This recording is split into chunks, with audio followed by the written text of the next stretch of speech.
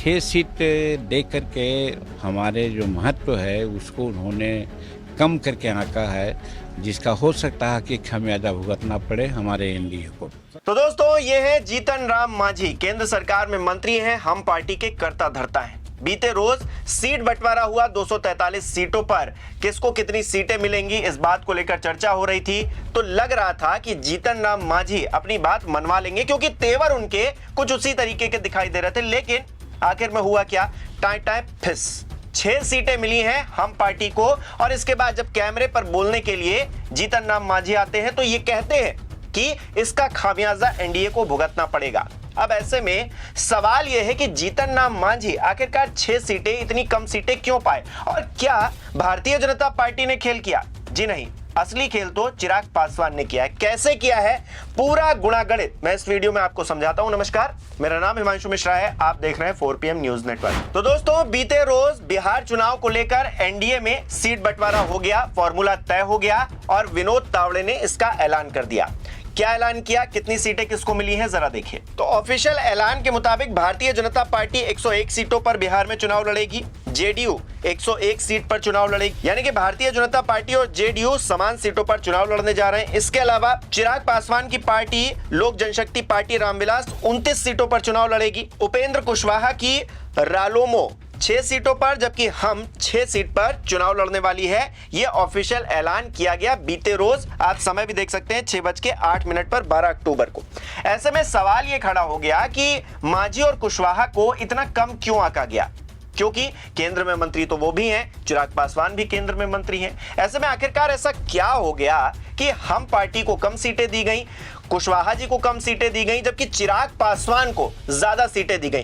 पहले क्या फॉर्मूला चल रहा था, जरा उसको भी एक बार देख लीजिए। कहा जा रहा था कि भारतीय जनता पार्टी 101 सीट पर चुनाव लड़ सकती है, जबकि जेडीयू नीतीश कुमार की पार्टी 102 सीटों पर चुनाव लड़ेगी। यह संभावित था, पहले कुछ दिन पहले इस तरह के फॉर्मूले बताए जा रहे थे। और उसी फॉर्मूले के तहत जो 40 सीटें बचती हैं उसमें चिराग पासवान को 20 सीट, जीतन राम मांझी को 10 सीटें और उपेंद्र कुशवाहा को 10 सीटें दे दी जाएंगी। और इस तरह से यह फॉर्मूला तय किया गया था। लेकिन हुआ क्या, जैसे ही ये बातें निकलकर सामने आई, उपेंद्र कुशवाहा हो, जीतन राम मांझी हो या फिर चिराग पासवान ही क्यों ना हो, ये सब बागी हो जाते हैं एक तरफ से और कहते हैं कि भाई हम इतनी सीटें नहीं लेंगे, हमको तो और सीटें चाहिए। यानी कि चिराग पासवान जो दावा कर रहे थे कि हमको 40 से ज्यादा सीटें दे दीजिए, वो टाई टाई फिस हो गया।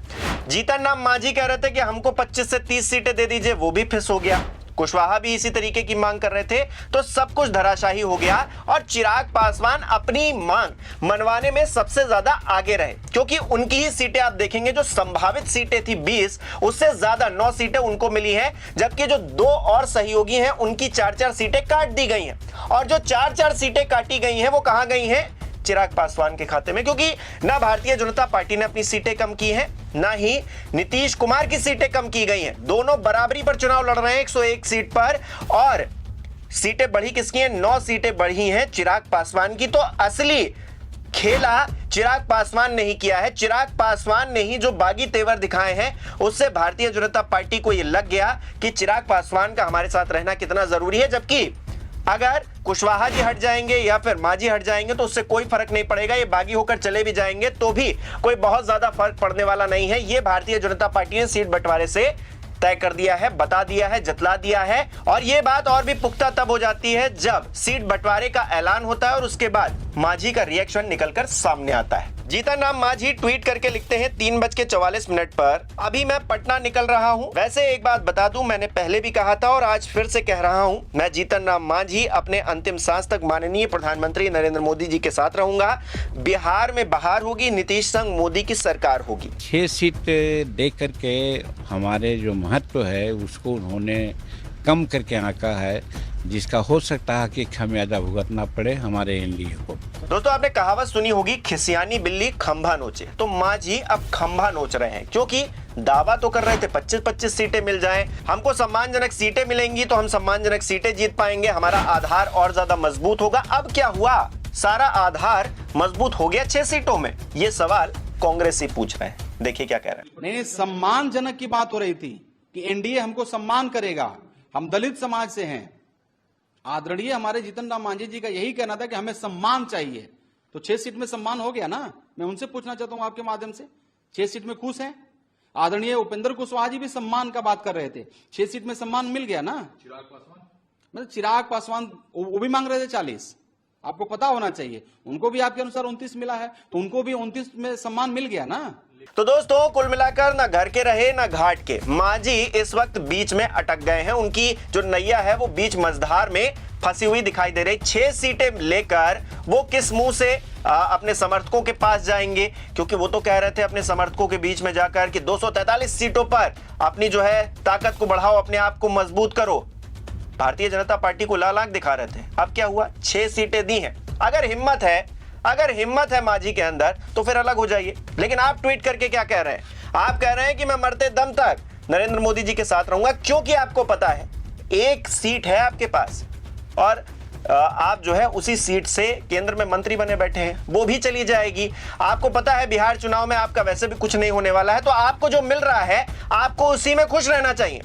ओपी राजभर कह रहे थे अभी पिछले दिनों कि चुनाव से पहले थोड़ा नेगोशिएशन किया जाता है, तो नेगोशिएशन इतना ज्यादा किया जा रहा था, अपने आप को इतना बढ़ा चढ़ा कर दिखाया जा रहा था, लेकिन अब तो सब कुछ टाटा फिस हो गया। आपके हाथ में कुछ भी नहीं, 6 सीटें आई हैं मात्र, और इसको लेकर विपक्षी दल कहीं ना कहीं मजे लेते हुए भी दिखाई दे रहे हैं। बीजेपी ने जेडीयू को तो बराबरी पर लाया है और चुनाव के बाद जेडीयू को समाप्त करेगी, ये बात तो सब लोग कह ही रहे हैं, श्री तेजस्वी यादव जी लगातार। बाकी दलों को भी घुटने पे ला दिया, हैसियत बता दी।